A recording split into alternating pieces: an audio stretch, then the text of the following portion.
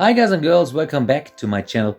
This is another little short tutorial for you, and this time we're talking about libraries. If you like what you see, please hit the like and subscribe button. Okay, guys and girls, let's take a look at the libraries. I've made myself a cheat sheet to show you, first of all, an overview of all the available libraries. There are 9 different positions to store your presets. So there's an input channel library, which saves all the things that are following the preamp, the gate, the parametric, and the compressor in one preset.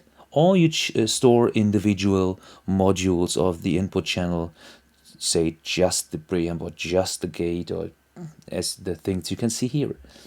Then there is mix channel library, where you can store all the settings for your mixes, so your monitors, your groups, and your left-right mix.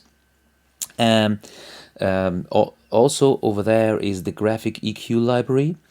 Of course, the effects library is very important, and last but not least, the input channel patch library. So, and we'll start by having a look. Where can I engage the library? Where can I find the library? It is in Mixpad software. It's the green button on the top left side here, and on the mixer it's pretty much on the same location, just on the left side of the touch screen. So, and it works like it follows. If I go to my library, you can see on the left hand is always the input channel library presets. So here in this case, and it doesn't matter if I'm on the preamp or on the gate or the PEQ or the compressor, on the left hand side will always be the input channel library. So let's go to gate, have a look on the left side, there's my input channel library. PEQ, the same.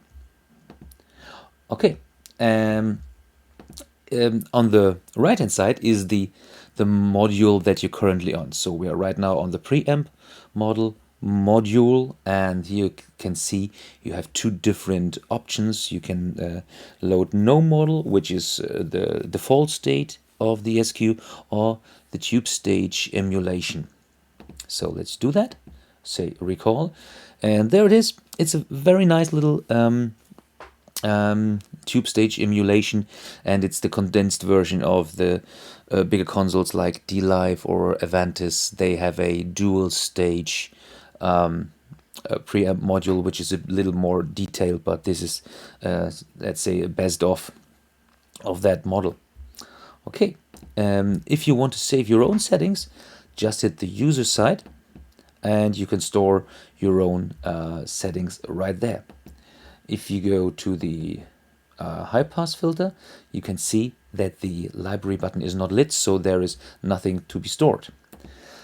On the gate section, you do it exactly the same way as we did on the preamp module. We go to the library button, and you see I've stored something that is called silly gate because I think it's a very silly gate. Let's try that one. User, silly gate, recall. Oh yeah, that's a silly gate. This is very good for demonstration purposes, but very bad for live sound if you just cut everything off. Okay, while we are here on the gate section, you can see there is no button here on the left hand side. But if we are on the input channels side, you can see here you have 3 options. If you want to recall the preamp, the name or the coloring of that channel, and that's very useful. If you say I have my color set a different way than what is saved, so for example the factory presets are always green, so if you already have colored your input channels blue, yellow, whatever, you should disengage this little button. Alright, let's go on.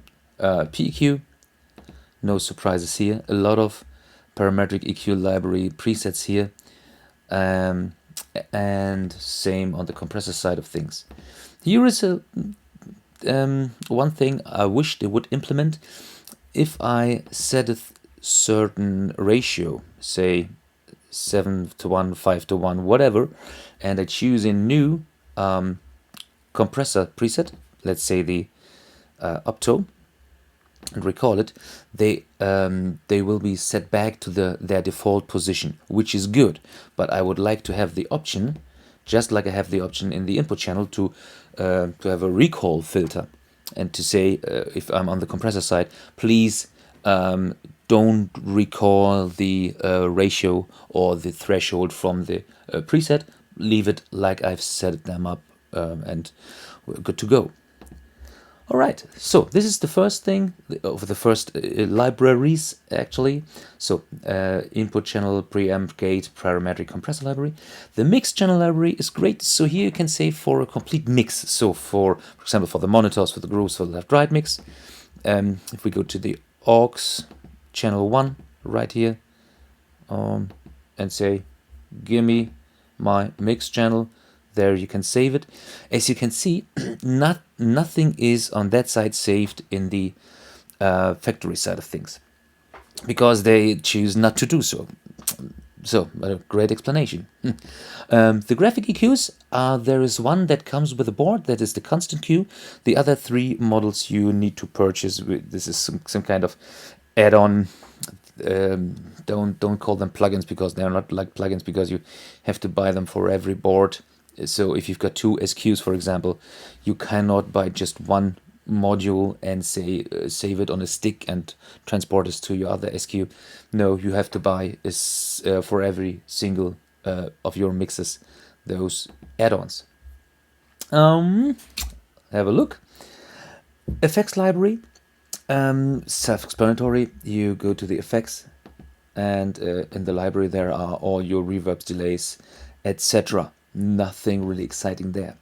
The last thing I want to show you is very, very handy, and I didn't know that at first, and I clicked a lot. So, for example, if you're right here and you want to go to set your inputs to the USB port because you want to do a virtual sound check, you go to USB, hit the patch button, because otherwise it's saved. You can try to patch now, but it's asking, oh, do you really want to? So yes, no, and so one thing is you can hit every little button here. On the SQ, there's a quicker way. You can hold down the first square and turn the touchscreen knob, and there will be a diagonal one-to-one patching right away. The fastest way on the Mixpad app is to go to the library and say, oh, please, I've stored my input channel patch library to go all to USB. So this is one of the factory's presets. Recall, there they are. If you have a Waves card or a Dante card and say, oh no, my virtual soundcheck is coming from my I/O port, do the same, go there, hit I/O, recall, ready. And don't forget, it happened to me once or twice maybe. When the band comes back, don't forget to set all your inputs back to where the band is having their inputs. Let's say the S-Link or the local port there is now coming for the S-Link from the stage box, or if something is on the local side of things there. And because sometimes you have inputs some on the local side, just like maybe the wireless mics are on front of house position, and there are some coming from the let's do that quickly. So, and some are from the S-Link. You can something like this. Oh no. So let's do it that way. It's the other way around, but doesn't matter for that part. Here the user bank comes in very handy. Say user store new. Silly too. Okay.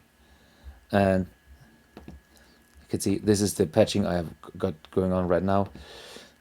We come from the, let's say, virtual soundcheck position. Everything is coming from the computer right now. Okay, fine, band is coming back. Oh yeah, I've saved my silly 2 preset, recall, and there you have locals and S-Links as you have saved them. So that's actually, let me have a look. Yeah, all for the libraries that are very, very, very handy. Ooh, man, wasn't that exciting? Libraries, the best thing you can think of.